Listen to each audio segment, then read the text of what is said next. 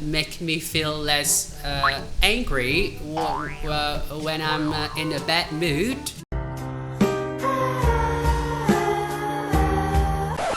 Well, my favorite color is blue. I like it simply because it's the color of the ocean and the sky. It's the one and only Digo Double G. Hello guys, glad to be back. How are you doing? Today is time for speaking tips. I'd like to talk about the 3 principles which helped me get through part 1 of the Ielts speaking test effortlessly. And I believe that these principles also do wonders for you. Please specially watch my video and rest assured that you won't be let down because I'm gonna show you some fascinating stuff later. Okay, let's go! Okay, let's begin with these 2 guys. I'll call them the guy in blue and the guy in pink. Now I'll give them a question and let's see how they're going to respond to it. The question is, what's your favorite color? Let's hear the guy in blue first. Well, my favorite color is blue. I like it simply because it's beautiful and eye-catching. Also, whenever I wear something in blue, I feel like I look leaner and more attractive. Blue is also good for my mind and body. It can relieve my stress and make me feel less tired. Blue can also make me feel less angry when I'm in a bad mood. Now over to the guy in pink. Well, my favorite color is blue. I like it simply because it's the color of the ocean and the sky. Also, when I'm around the color blue, I feel less nervous and more comfortable and communicative.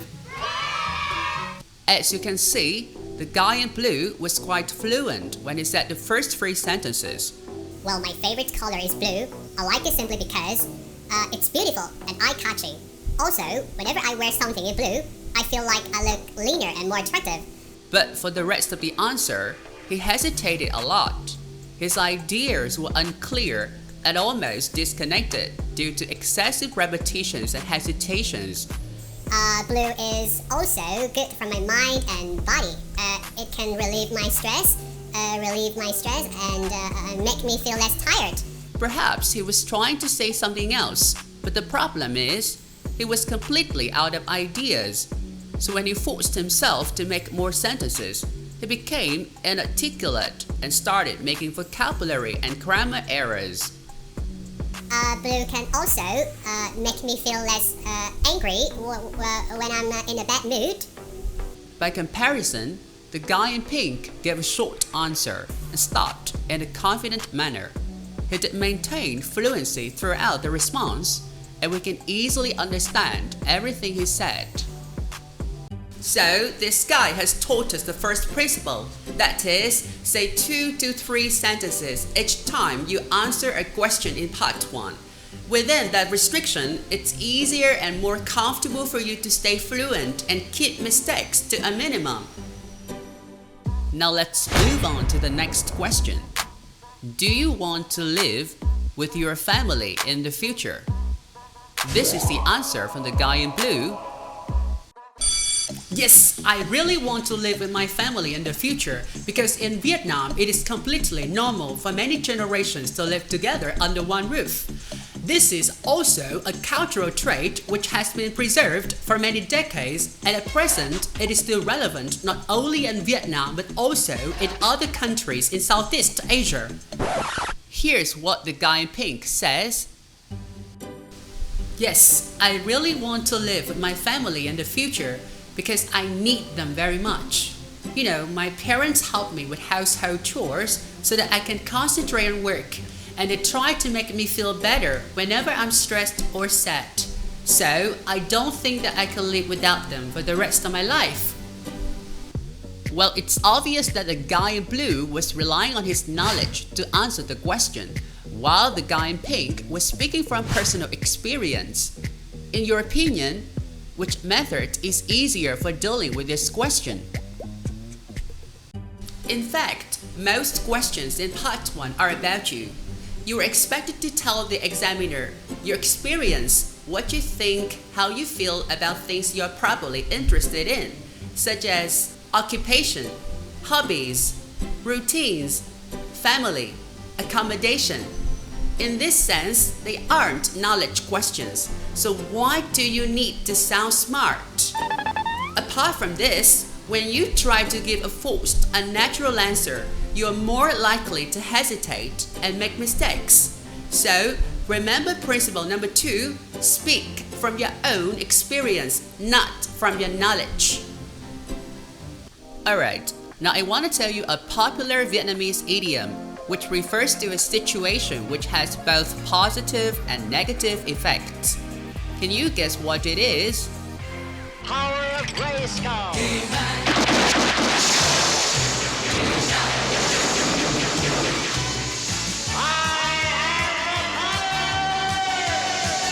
Well, that's con dao hai lưỡi.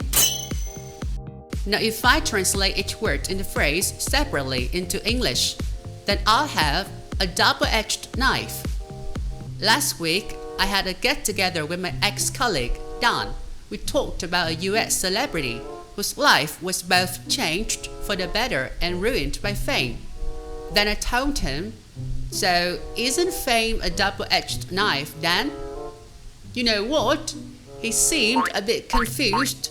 Then he asked me, are you talking about an idiom? If so, it's a double-edged sword, not a double-edged knife. Well, that's pretty eye-opening and at the same time embarrassing for me.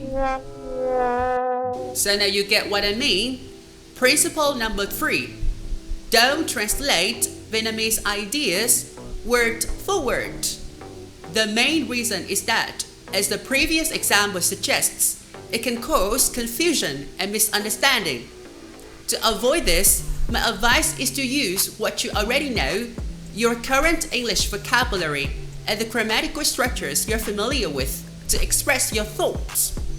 If it's too difficult for you to find the right expression for your idea, just go for one that conveys a similar meaning. Now I'm gonna give you an example to illustrate this. Instead of trying to find the exact equivalent of the idea, cô ta rất hiếu thảo với ba mẹ. Isn't it easier to say she treats her parents really well and always takes care of them? You see, with just a little bit of flexibility, you can save yourself from hitting a dead end. So those are the principles that really worked for me in part 1 of the Ielts speaking test.